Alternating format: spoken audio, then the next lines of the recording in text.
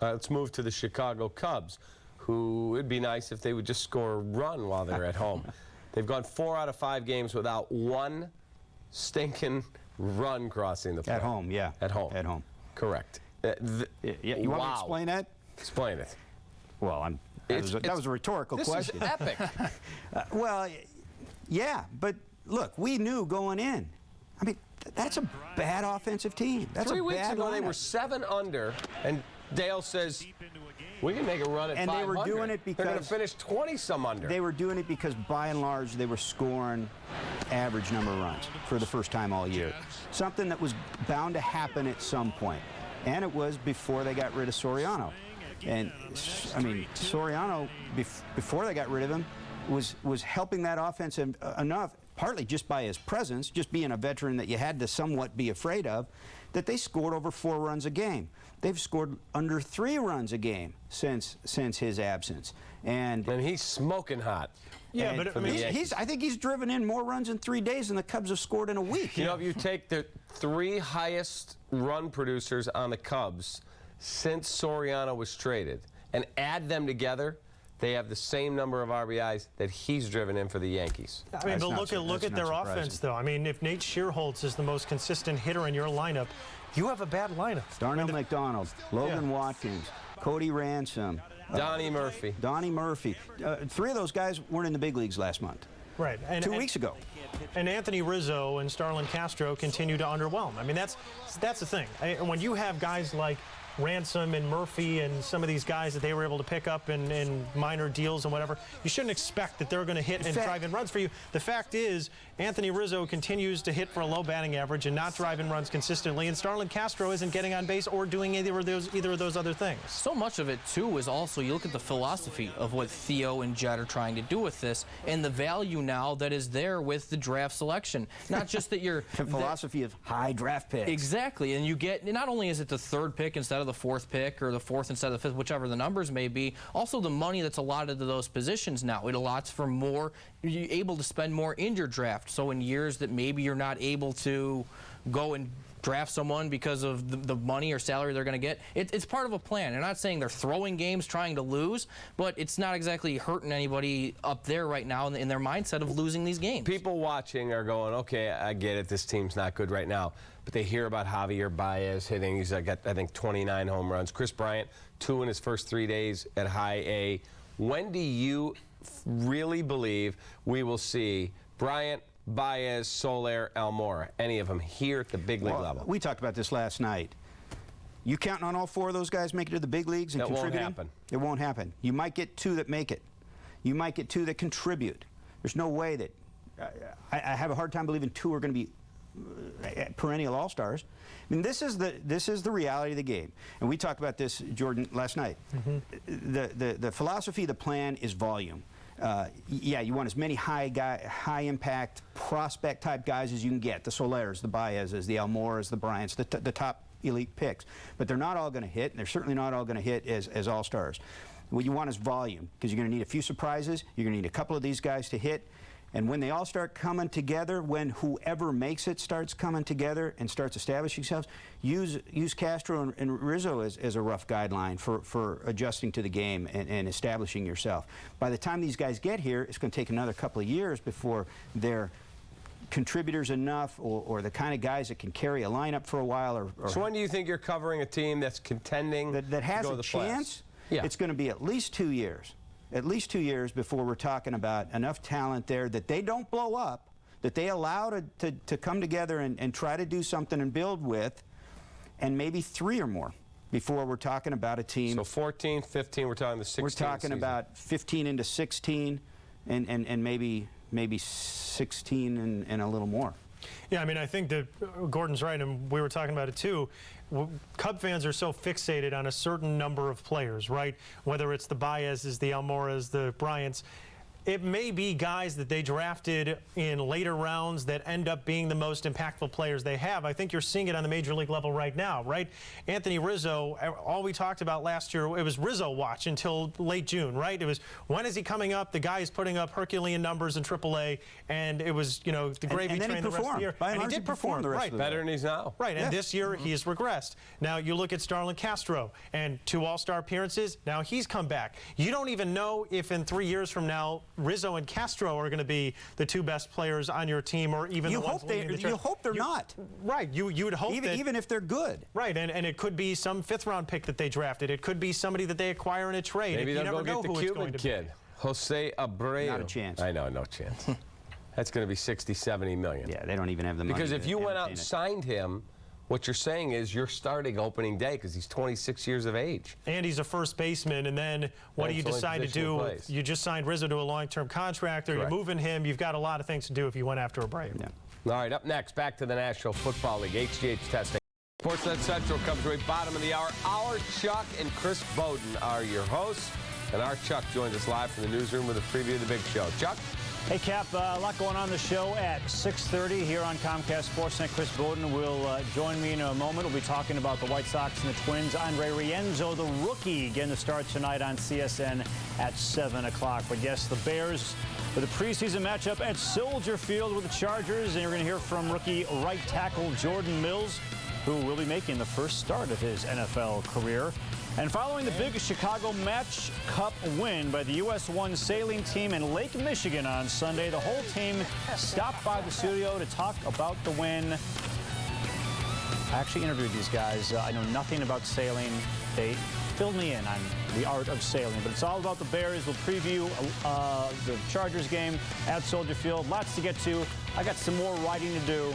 So we'll send it back to you in the studio, Cap. A couple quick things. One, tell the truth. Yeah. Your producer writes for you. 2, did you quote Caddyshack to the sailing guys? No, but you know what?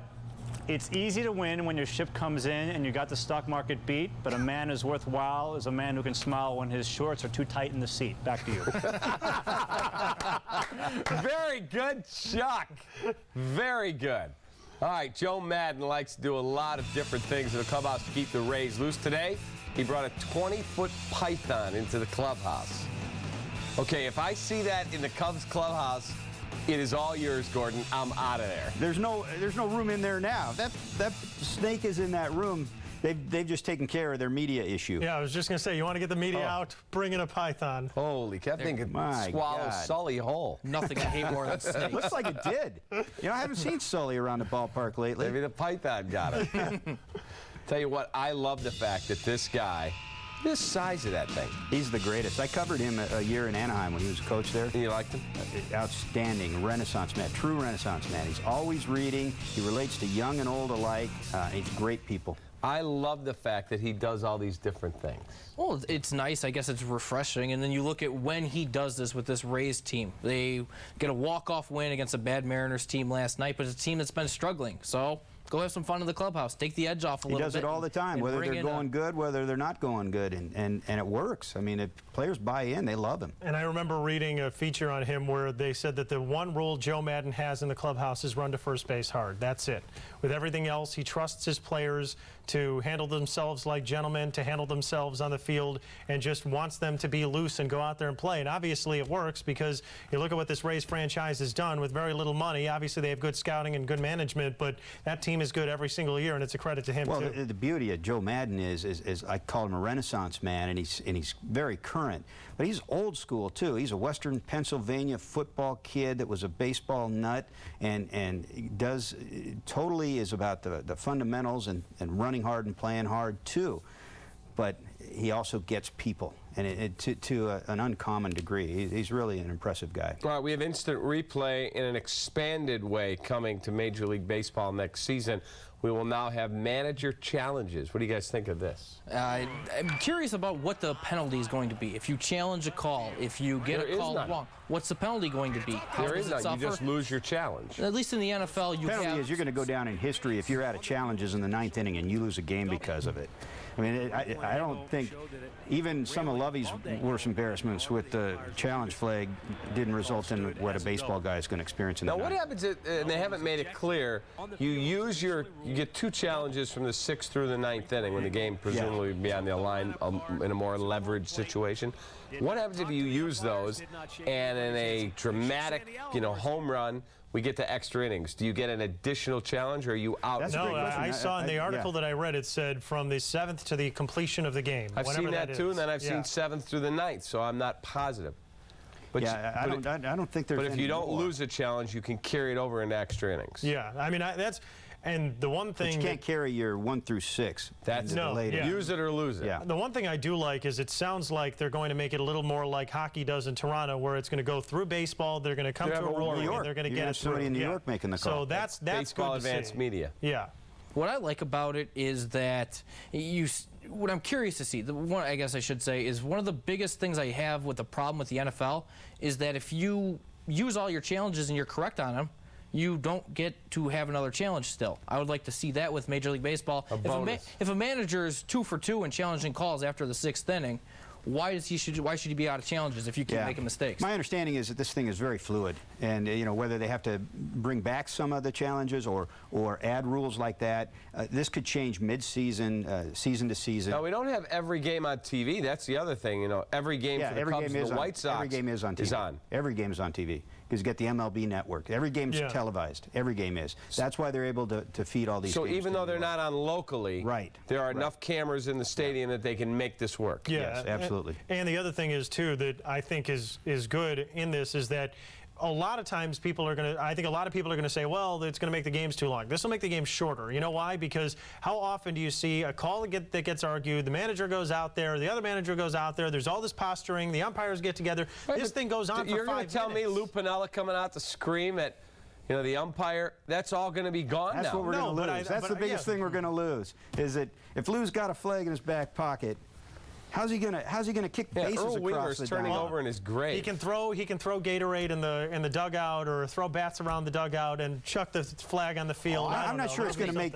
I don't think it'll make the game. I'm not sure it's going to make the game any quicker. But I don't think it's going to make the game any longer. Mostly for the reasons you say. Like if there's a play out there that is not reviewable right now, but is going to be reviewable with the challenge, then I don't have to argue. Go look at it. The other thing they're going to have to do is the umpires are going to have to start working out so they look like Ed Hockley when they come out and make the announcement of what the call is. I don't think that's. Do you think we'll ever have a balls and strikes computer laser setup? I can't believe you even asked that question. Are you kidding me? Are we going to have robots batting? If I had told you 5 years ago there was going to be all this replay, you'd have sat in that same chair in that rented suit and gone, no shot. What, are you going to have R2-D2 behind the plate? Well, what's going to happen if a guy gets called out on strikes? He's going to turn around and start bashing the Apples and robot? oranges. They had Quest Tech. Replay is existing in use in other sports. I mean, that actually is plausible. It makes sense. Having a computer call balls and strikes, that's absurd. What if your camera's positioned wrong?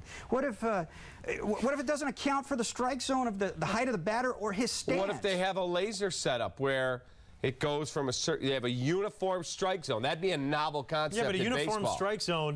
See, that's the other fallacy in Armpits to the baseball. top of the knees is what it's supposed to be. You don't get that from every guy. Yeah, forget it. There's not a way. Currently, I can't imagine a way to make it work. And then what do you do with the umpires? He's still got to be there. Right, he just kind of stands around and backs 3 feet off the plate and sticks his thumb in his back pocket. And, Restarts the computer when it. Yeah. What if it malfunctions and the thing isn't working? What, you got to have somebody go out there and reboot the thing during the 5th inning of the game? Or you I got mean, your come backup umpire, your human Really? being to Because come they in? do it in tennis now. No, in and You're out, they not have really lasers, the whole advocating this, deal. are you? They still have a I'm not judge up saying on that, there, right? that I What do believe you it. think? I like the human element. I don't like this new challenge system. I don't like that at all. Yeah, but the challenge system is still using human element in that there's going to be humans watching the video. It's a way to If control the review object- process. If the object of the replay is to make sure we get calls right, then don't limit it to challenges. Use replay Well, then on the games every will call last that's forever. questionable. Then the games will last forever. You have to have some control over it. What if you could do that on every single call, but Well, what's the point a of call in having the second replay inning- and I call him out at first and I go, sorry I blew the call, but you're out of challenges. You're screwed. Stupid. Either use replay to correct the game or don't You use have it. to have a limit on it. You can't just have unlimited reviews. They do it in college football. It doesn't seem to add a lot of time. College football games are long. It does add a lot of time. It adds a lot of time. Millions of dollars at stake. Get the call right. And they still have one guy or two guys deciding whether or not that's worth reviewing, and most of them are happening late in the game in a close, critical situation anyway. Yeah, you can't compare it to college football, because college football games happen once a week, and college football games are exceedingly long. They are over 4 hours in a lot of cases. If you had 4-hour baseball games every single night, you would lose fans. 3-hour baseball games they do already this loses now in fans. the NBA. All their calls are reviewed. That's a 2.5 hour game. Oh, that one went off Gordon. Sorry, we got it wrong. Going the other way. Yeah, but in the NBA, again, first of all, it's not, your team isn't playing every single night. It's not the time investment like baseball is. And by the way, secondly, the game is moving I fast. hate it when they stop the game. Yeah, they get it right. If you're going to have replay and you're going to use it, get it. Do you enjoy right. the last 5 minutes of an NBA game when it takes an hour to complete? I mean, what if that was going on the whole game? If it gets it right, though, I get what Cap's saying here. One of the biggest problems I have is when you have not managers, but umpires like an Angel Hernandez, like a Jim West, decide to go crazy and have their own vendettas in the game. Absolutely agree. Takes that out. Up next, poll results, and we will wrap up Sports Talk Live.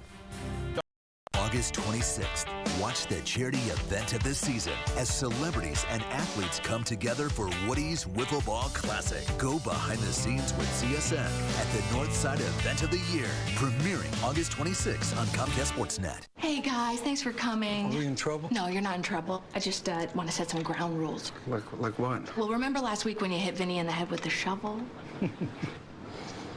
I do not recall that. Of course not.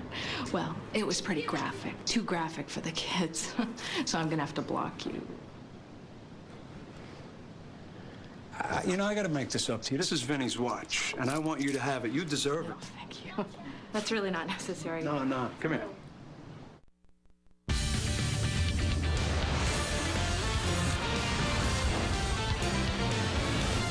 This is Papa John's Cubs pregame live. It's an absolutely gorgeous day in the most beautiful ballpark in baseball. The Cubs and their arch rivals from St. Louis, the Cubs and the Cardinals, will tee it up at Wrigley Field on Chicago's north side. Welcome in to Papa John's Cubs pregame live alongside 96 Rookie of the Year, Todd Hollandsworth. I'm David Kaplan. Cubs go down to St. Louis, take 2 of 3, had a chance for the sweep, but they've struggled to score runs in this ballpark. Why? It really is amazing. I don't have answers. I mean, I just talk about the quality of at bat. It really is that simple. It just hasn't been that good. It's what you need to see improve, and it really is my challenge with this club right now. I mean, we're in the same position. This club's in the same position it was last year. I mean, you're playing spoiler. You've got an opportunity. You handled some business against the Cardinals. You're a pretty good team. You've got good pitching.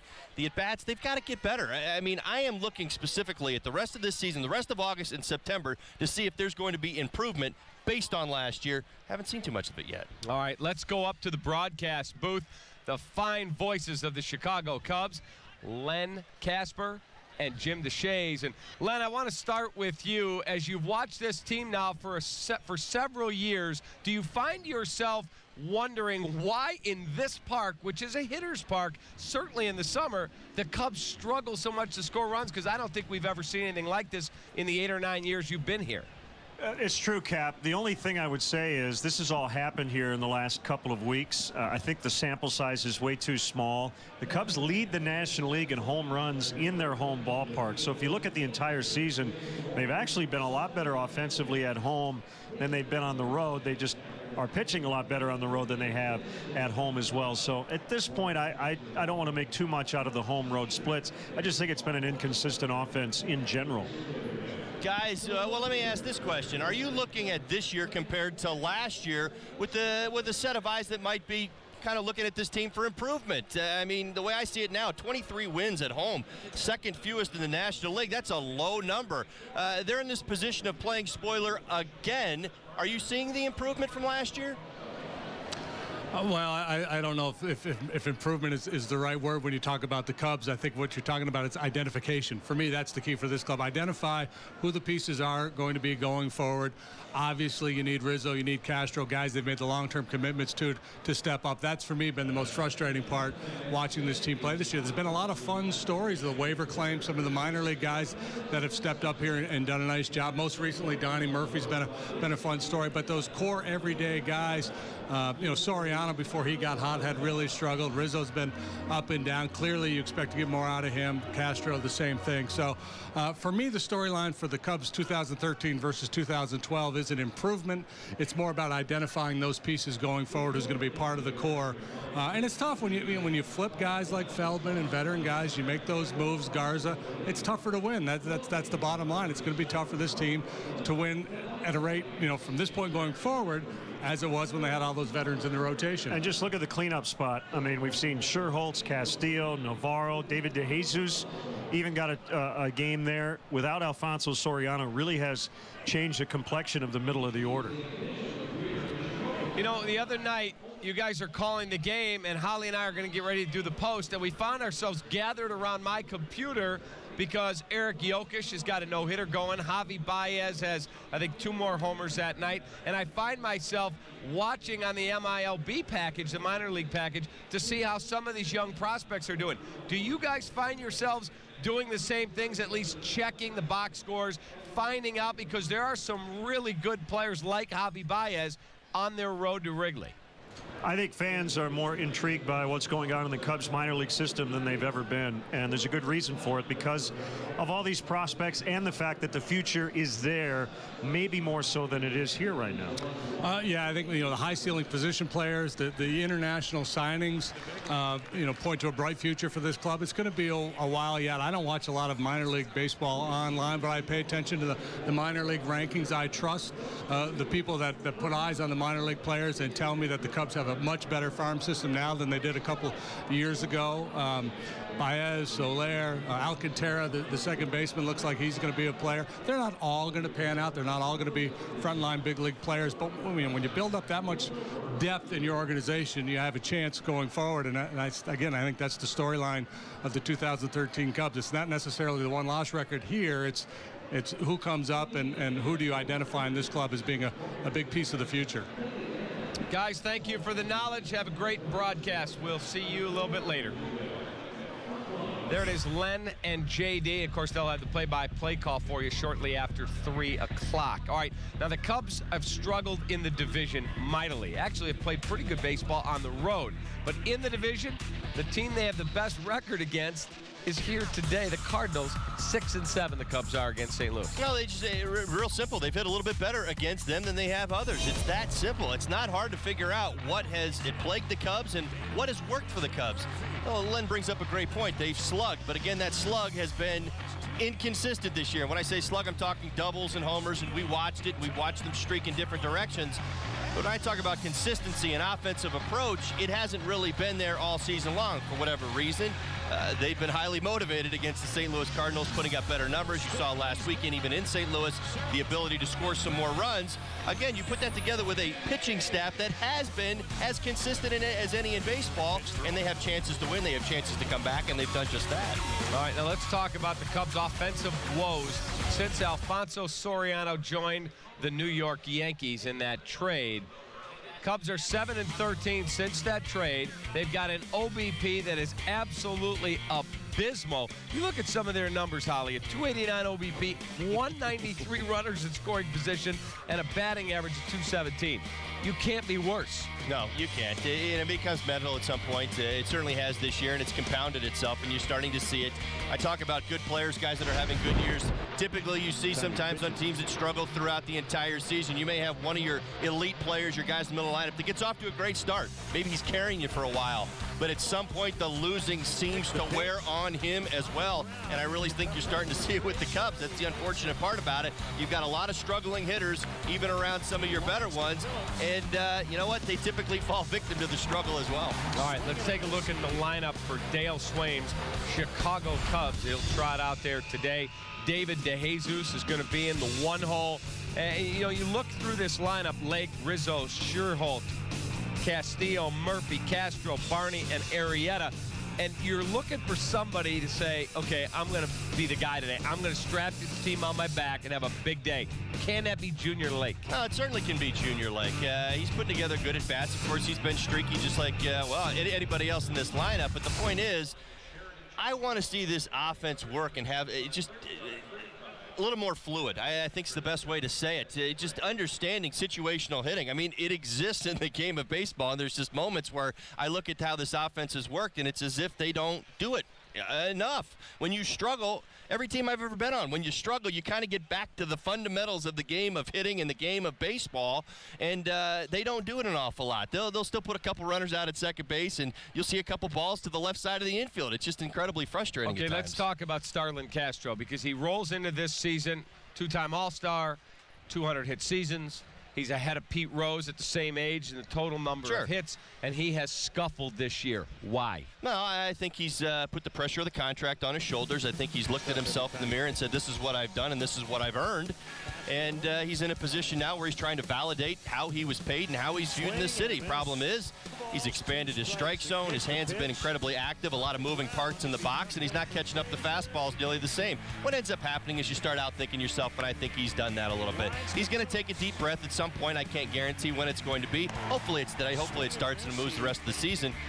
But he'll slow down. He'll let the game come back to him a little bit. You'll see the tempo, you'll see the speed of his at-bats, and you'll see the willingness to use the entire field again. All right, if he said to you, Holly, I had a bad year, man. I really struggled. Should I go play winter ball? What would you tell him? I'd let him go play winter ball, absolutely. Certainly, I'd control it. I'd be sure of what's going on. But if he feels he needs the at-bats, I've always been a firm believer of it. I spent a lot of time doing it myself, and it helped me. It helped me in my Major League career as well. Dominican Republic. So I went down there even third year of my Major League career to work on my swing, to work out some kinks and get that rhythm and timing, and took it into spring training, and it was very, very beneficial. I didn't play 7 days a week. I played 5. I was very, very cautious about how I handled myself, but I think it could be productive. All right, Starlin Castro struggling mightily. Let's take a look at the pitching matchup. It's dueling Jakes today. Westbrook and Arrieta. Jake Arrieta is going to get about 6 weeks coming up from the minors after the Feldman trade from Baltimore. He's going to get an opportunity. This is not a one-and-done type situation. But let's talk about Jake Westbrook. He has handled the Cubs. He usually pitches well against us. Yeah, his numbers this year, 1-1 with a 2.79 ERA. But here's what you go off of, and that's in 3 starts.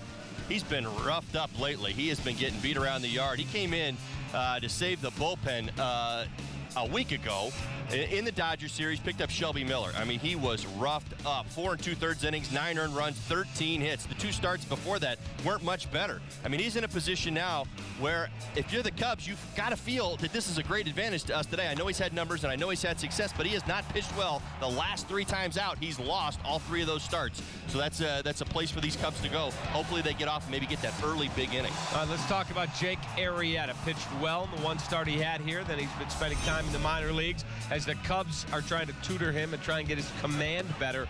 He's now got 6 weeks to prove himself. What are you looking for? Well, I'm excited for him. I think that we got the 1 start in the doubleheader. It was at the end of July 30th, I believe, and we saw it. We saw what he could do at the Major League level. Now, he had 3 walks and 2 strikeouts. It was pretty good, and nobody's going to complain about that, especially with the results. But moving forward and knowing the history, he has had command issues. He's going to have to, over the next 6 weeks, show the ability, show the stuff. He's got it.